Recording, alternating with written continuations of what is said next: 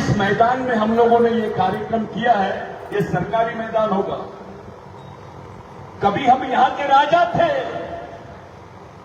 कभी इस जमीन के मालिक थे, आज हमारा कब्रिस्तान भी नहीं है यहां। आपको जीने की जगह तो बहुत दूर है, मरने की भी जगह नहीं है यहां पर। कोई आदमी बताए खड़े होके कि कहां पर गुना में आदिवासियों के लिए 20 एकड़ जमीन है, सामाजिक जमीन है, बताइए कहां है? चलो वो मत बताओ, आदिवासियों का कब्रिस्तान बताओ मेरे को, कहां पर है गुना में? कैसे समाज है ये? इसको समाज बोलते हैं? जिस समाज के लिए मरने को भी जगह नहीं, जीने को भी जगह नहीं, ये कैसे मुमकिन है भाई? इसको समाज नहीं बोलते। मुस्लिम भाइयों के कब्रिस्तान है, उनके मदरसे चलते हैं, 5 साल का बच्चा भी उनका मदरसे में जाता है। वो अपने बच्चे को बोलता है ये कुरान शरीफ है, ये तेरे जीने मरने का रास्ता है। उनके लोग कचरा भी चुनता होगा मुस्लिम समाज का आदमी, तो समाज के बदौलत उसकी ताकत बहुत बड़ी होती है, क्योंकि उसके पीछे समाज है। उनकी मस्जिदें चलती है, उनके स्कूल चलते हैं, उनके कॉलेजेस चलते हैं। वो अपने बच्चे के हाथ में एक ग्रंथ देता है जिसको कुरान बोलते हैं, आप उसको बताता है बेटा ये तेरे जीने मरने का रास्ता है। एक क्रिश्चियन आदमी अपने बच्चे को बाइबल देता है, उनके भी स्कूल चलते हैं, चर्चेस चलते हैं, 16 साल की लड़कियां नन बन जाती है समाज के लिए। वो भी अपने बच्चे को बताते हैं कि बेटा ये बाइबल है, तेरे जीने मरने का रास्ता है। हिंदू समाज के लोग, एक ब्राह्मण भाई अपने बच्चे के हाथ में वेद देता है, कुरान देता है, रामायण देता है और उसको बोलता है बेटा ये तेरे जीने मरने का रास्ता है। उनके स्कूलें चलते हैं, आरएसएस जैसा उनका संगठन चलता है, आज पूरे देश में छाए हुए हैं। वो उनके हाथ में देश की सत्ता है, वो जो बोलते हैं सब लोग मान लेते हैं। बौद्ध भाई जो डॉक्टर बाबा साहब आंबेडकर के विचारों में विश्वास करते हैं, उनके भी बौद्ध विहार चलते हैं, उनके भी कॉलेजेस चलते हैं, स्कूल चलते हैं, वहां पर भी समाज के लिए भिक्खू बन के घूमते रहते हैं। वो भी अपने बच्चे के हाथ में ग्रंथ देते हैं डॉक्टर बाबा साहब आंबेडकर का, बुद्ध और उसका धम्म, और वो बच्चे को बताते बेटा ये तेरा सामाजिक ग्रंथ है, इसको लेके चल। मैं आपसे पूछना चाहता हूं, कौन सी किताब है जो आप अपने बच्चों के हाथ में देंगे? क्या दोगे? आपका बच्चा पूछेगा मैं इस देश में कौन हूं, मेरा इतिहास क्या है, मेरे दोस्त कौन है, मेरे दुश्मन कौन है, मेरा सांस्कृतिक इतिहास क्या है? कौन सी किताब दोगे आप? कौन बताएगा? क्या दोगे आप? जब तक कि किसी समाज का मिशन नहीं चलता है तब तक कि वो समाज जिंदा नहीं रहता है। आपका क्या मिशन चल रहा है? अपने यहां तो पूरी वैचारिक कांडोगिरी चल रही है। बिलाला अलग भाग रहा है, बारेला अलग भाग रहा है, भील अलग भाग रहा है, सरदार अलग भाग रहा है, सहारिया अलग भाग रहा है, गोंड अलग भाग रहा है। अबे तुम्हारा डीएनए एक है, तुम्हारी संस्कृति एक है, तुम्हारा खून एक है, तुम्हारे अधिकार एक है, तो समाज भी एक होना चाहिए। ये बिलाला का संगठन, ये भील का संगठन, इसको वैचारिक गांडूगिरी बोलते हैं। ये 2 पल्ले की दुकान लगा रहे हैं सब लोग। समाज एक जगह कैसे आएगा इसके बारे में सोचो। इस देश में हिंदू होना बड़ी बात नहीं है, इस देश में मुसलमान होना बड़ी बात नहीं है, इस देश में क्रिश्चियन होना बड़ी बात नहीं है, इस देश में बड़ी बात है आदिवासी होना। जैसे ही आप अपने आप को आदिवासी बोलते हो, वैसे ही आपके मन में भावना आती है कि मैं इस देश का मालिक हूं, मैं इस देश में सबसे पुराना नागरिक हूं। ये सच्चाई है भाइयों। मोदी जी खड़े हो गए हमारे आदिवासी आदमी के सामने, सादा वाला पानी देना बाबा।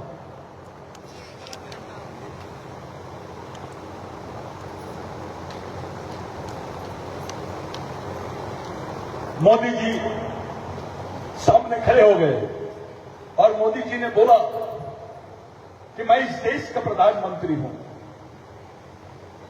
एक लंगोटी वाला आदिवासी खड़े होकर बोल सकता है, मोदी जी आप जिस देश के प्रधानमंत्री हैं, मैं उस देश का मालिक हूं। आगे नहीं बजाने। क्यों? क्योंकि तुम आदिवासी हो।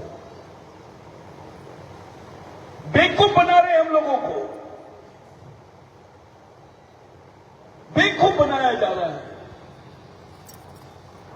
हम लोग खुलेआम इस बात को साइंटिफिक तरीके से प्रूव करके बताए हैं, वैज्ञानिक तरीके से प्रूव करके बताए हैं कि इस देश में भगवान पैदा नहीं हुआ था तब से आदिवासी रहते हैं।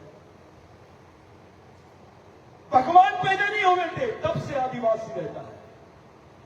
वो है आदिवासी। उस पहचान के लिए लड़ रहे हैं लोग, उसी पहचान के लिए हमारे शहीद मरे। हमारे कुछ लड़कों में एक अलग टाइप का विजन आ गया है, मोबाइल पे व्हाट्सएप पे मूवमेंट चला रहे हैं। हमारे लोग हमारे इस शहीदों का अपमान करते हैं। मेरे को एक ऑफिसर मिला 1 महीना पहले, मैं प्लेन से उतर रहा था, वो भी प्लेन से उतर रहा था। वो मेरे को बोले आप सतीश बिंदा? मैंने बोला यस सर, मैं सतीश बिंदा। आप मेरे को कैसे जानते हैं? तो बोले मैं डिप्टी कलेक्टर हूं। फिर मैंने बोला कहां पर हो? तो मेरे को यहां का एड्रेस दिया उसने। वो भी बारेला था। बोले मैं बारेला हूं। नाम जी एक फोटो आपके साथ होना। मैंने साथ मेरे साथ क्यों? नहीं, बोले एक फोटो आपके साथ होना यार, मैं आपको व्हाट्सएप पे बहुत देखता हूं, यूट्यूब पे बहुत देखता हूं, इसमें एक फोटो मेरे को। फिर मैंने ऐसा निकाला उसने, तो यहां मेरे को किसी महाराज की फोटो दिखी यहां पर। मैंने बोला इधर आओ, फोटो तो ले लिए, अब मेरा थोड़ा जवाब दो। आप ऑफिसर कैसे बने? किस वजह से बने? मैंने बोला आदिवासी थे करके बने, या आदिवासी नहीं भी रहते तो तुम ऑफिसर बन पाते? नहीं नहीं नहीं, मैं आदिवासी था करके बना, मुझे आरक्षण मिला, मैं पढ़ पाया करके मैं बना। तो मैंने बोला आपके पास में ये जो लॉकेट है, ये तो भगवान टंटे भील का होना था। अरे नहीं नहीं नहीं, आपको टंटे भील के बारे में नहीं, वो तो डकैत था, वो तो लुटेरा था।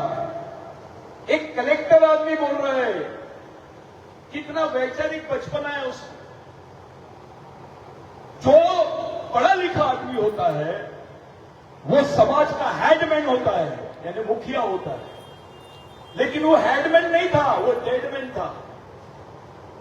वो समाज का आदमी तो था अपना, लेकिन उसके दिमाग में जो सोच थी वो पांडे जी की थी, मिश्रा जी की थी। और वो भी मिश्रा, पढ़े लिखे मिश्रा जी नहीं, जो मंदिर में बिल्कुल बैठे हुए, बिगर मेहनत करे लगे हुए। अबे तू पढ़ा लिखा आदमी है, किसी पढ़े लिखे आदमी की सोच रखता तो समझ में आती। तेरे जीवन का मतलब क्या हुआ? तू अपने परिवार का भी नहीं रहा, तू अपने समाज का भी नहीं रहा, और समाज का आरक्षण ले लिया और कलेक्टर बन गया, और तू बोल रहा है अपने आप को कि मैं समाज का कलेक्टर हूं। ऐसा आदमी समाज के लिए मरा हुआ आदमी है, ये जिंदा आदमी नहीं हो सकता। साथियों, आज से 100 साल पहले भिल को, बिलाला को, बारेला को, सहारिया को, दरबार को क्रिमिनल ट्राइब बोलते थे। क्रिमिनल ट्राइब, अंग्रेजी में क्रिमिनल ट्राइब और हिंदी में बोलते गुनहगार जमात। आपका बच्चा पैदा भी होता था पेट से तो वो गुनाहगार होता था, उसके आगे लिखते थे गुनाहगार, क्रिमिनल ट्राइब। और जो गुनाहगार होता है उसको नौकरी नहीं मिलती थी। ये मैं क्यों बता रहा हूं? जब आपको किसी भील को, बिलाला को, बारेला को मार देते थे तो पुलिस स्टेशन में उसकी केस दर्ज नहीं होती थी। ये बात समझ में, मैं जो तुमको बता रहा हूं ये बिल्कुल सही है। ये बंद कर दे कूलर वूलर, बहुत हवा में है हम लोग। पहले आपको चोर, डकैत, गुनाहगार, आपके बच्चे को बोला जाता था, आदिवासियों के बच्चों को मार देते थे तो उसकी एफआईआर नहीं होती थी, क्योंकि इस देश में ऐसा कानून था कि ये आदिवासी लोग हैं, ये क्रिमिनल ट्राइब है, इनको शहरीकरण कहीं पे भी जाके तुमको मारते थे, मर्डर कर देते थे तो भी एफआईआर दर्ज नहीं होती थी। ये हालात थे अपने समाज के। हमको चोर की नजर से, डकैत की नजर से देखते थे लोग। उस वक्त भगवान टंट्याभील को ये बात उनके जो शिष्य थे भगवान रेंगा कोरकू, उन्होंने बताया कि भगवान आपको सब लोग ढूंढ रहे हैं, पूरी पुलिस ढूंढ रही है, और अपने लोगों को तो ये लोग नौकरी भी नहीं मिलेगी, अपने आने वाली पीढ़ियों को होलकर में भी नौकरी नहीं मिलेगी और प्रदेश में भी नौकरी नहीं मिलेगी, क्योंकि अपने आगे लिखा हुआ है भगवान क्रिमिनल, यानी ये क्या होता है तो गुनाहगार, आरोपी। तब जाके भगवान टंट्याभील ने बोला कि जाओ अंग्रेजी हुकूमत को बोल दो कि अगर टंट्याभील को पकड़ना है तो आदिवासियों को पुलिस में भर्ती करना शुरू करो। जब आदिवासियों को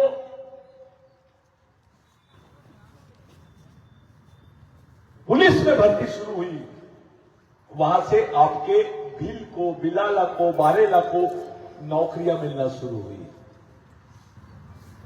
तब तुमको सरकारी महकमे में नौकरियां मिलना शुरू हुई। ये किसी भगवान ने नहीं दिया, ये टंट्याभील ने दिया। पहले तुम्हारे जमीनों के साधवारा नहीं थे। ये मैं जो बोल रहा हूं ये रिकॉर्ड पे बोल रहा हूं। पहले हमारे समाज के साधवारा नहीं थे, जमीनें हमारे पास में थी लेकिन उसका अधिकार दूसरों के पास में था। इसलिए आदिवासियों की जमीनें मुट्ठी भर नमक से भी छीन लेते थे लोग, कि हम देखो मुट्ठी भर नमक दे रहे हैं, उसके बदले में तेरी जमीन मेरे को दे दे। एक बाल्टी पानी दे रहे हैं तो उसके बदले में जमीन दे दे। ये हालात अपने समाज के थे। उस लड़ाई को 29 साल लड़ा भगवान टंट्याभील ने। तब जाके तुम साधवारा नहीं, पहले तुम्हारे साधवारा में लिखा रहता था भूधारक। क्या लिखते थे? भूधारक। बाद में तुम्हारे साधवारा में लिखने में आया भूमालक। तुमको मालिक बनाने वाले भगवान का नाम है टंट्याभील।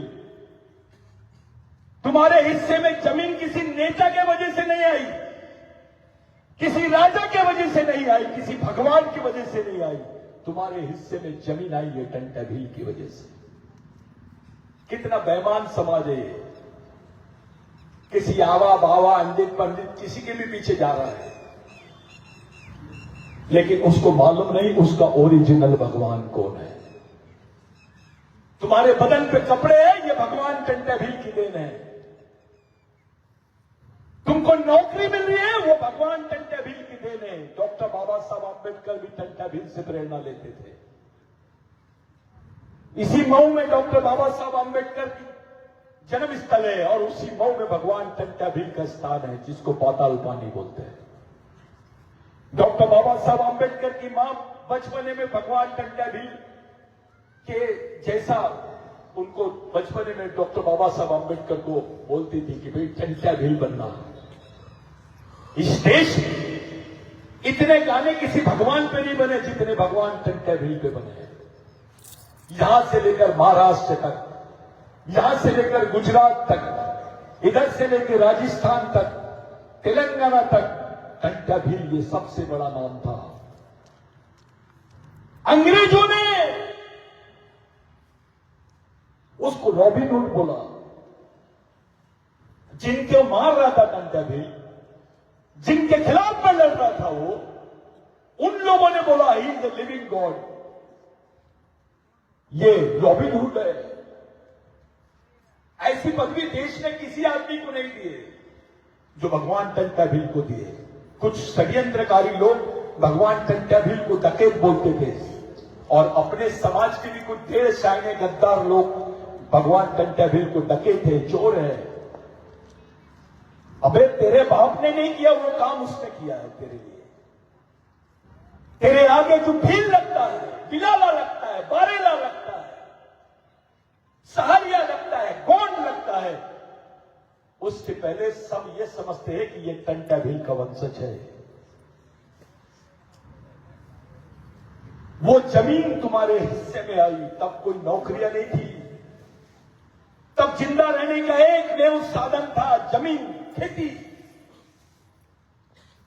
अगर जमीन नहीं होती तो तुम खाना नहीं उगा सकते थे, अनाज नहीं उगाते, अनाज नहीं उगाते तो खाते क्या? कौन खिलाता तुमको? ये टंटा भील की देन है। साथियों, जब टंटा भील को बोला गया, पकड़ा गया, अपने ही लोगों ने पकड़ा है। जयचंद बोलते हैं जिसको, विभीषण बोलते हैं। अपने समाज में विभीषणों की फौज ज्यादा हो गई है अभी। रावण कम हो गए हैं, विभीषण ज्यादा हो गए हैं। रावण तो आदिवासी था, शबरी भी आदिवासी थी। शबरी ने राम का इलाज कराई, उसको ट्रीटमेंट दी। 12 किस्म के बेर होते हैं, 6 किस्म के बेर पॉइजनस और 6 किस्म के बेर मेडिसिनल होते हैं। कोरोना आया था, क्या दे रहे थे तुमको? बूस्ट करते थे बॉडी को, वो दवाइयां थी। उस वक्त शबरी भगवान रावण की मां की बहन, यानी रावण की मौसी, हेट्टी की बहन, वो शबरी ने राम जी का ट्रीटमेंट करी। ट्रीटमेंट उनको वायरल हो गया या कुछ हुआ, उसको उनका इलाज करी। लेकिन शबरी तो डॉक्टर होगी अगर उसने राम जी का इलाज करी तो, जबकि राम जी से उम्र में ज्यादा। लेकिन फोटो कैसे बनाते हैं? शबरी को राम जी के पैरों के पास रखते थे। हनुमान जी जिन्होंने इतनी मदद की है राम जी की, उनको भी पैरों के पास रखते थे। अबे डॉक्टर बड़ा रहता है कि मरीज?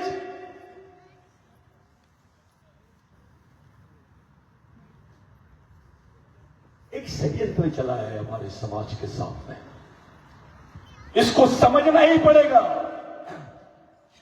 अगर नहीं समझोगे तो तुम कुछ नहीं कर पाओगे। जब टंटा भील को पकड़ा गया और उनको जबलपुर लाया गया, लाखों करोड़ों लोग सड़क पे खड़े हो गए। इस देश में भगवान को देखने के लिए इतने लोग नहीं थे जितने भगवान टंटा भील को देखने के लिए लोग थे। टंटा भील के साथ पालेला था, बिलाला था, भील था, गोंड था, सहारिया था, ठाकुर थे, राजपूत जो टंटा भील के मुरीद हो गए थे, वो उनके भक्त बन गए थे। ब्राह्मण भी भक्त बन गए थे। उनकी ये नीति थी। वो न्यायप्रिय व्यक्ति था जिसने पहले इस देश में सामाजिक न्याय क्या होता है ये भगवान टंटा भील ने बताया। जिसको तुम लोग ग्राम सभा बोलते हो ना, वैसी 1 लाख ग्राम सभा का संचालन करता था टंटा भील। वो टंटा भील पे बात कर रहे हैं हम लोग। अगर टंटा भील नहीं होता तो आज ये आदिवासी दिवस भी नहीं मनाते तुम, क्योंकि तुम्हारे बारे में भारत सरकार ने वहां बोल दी है संयुक्त राष्ट्र संघ में कि भारत में आदिवासी नहीं रहते हैं। भारत में आदिवासी नहीं रहते, इसका मतलब ऐसा होता है कि भारत में आदिवासी भारत के नागरिक नहीं है। और उसमें और एक बात बोली गई कि कुछ भील वंश के लोग हैं जो आदिवासी जैसे नहीं दिखाई देते हैं। यानी पूरे भील वंश को इंटरनेशनल कॉन्स्टिट्यूशन से बाहर निकालने का षड्यंत्र है। अंतरराष्ट्रीय संविधान से बाहर। अरे आज तुम्हारे पास आदिवासी पहचान है तो तुम्हारा बच्चा पढ़ रहा है, नौकरियां लग गई है, तुम्हारी जमीनें सुरक्षित है, तुम्हारे बदन पे कपड़े है, घर है। जिस दिन ये पहचान छीन लेंगे तुमसे, तब कहां जाएंगे तुम? कहां जाएंगे? भगवान दे सकता है? नहीं दे सकता है। धर्म दे सकता है?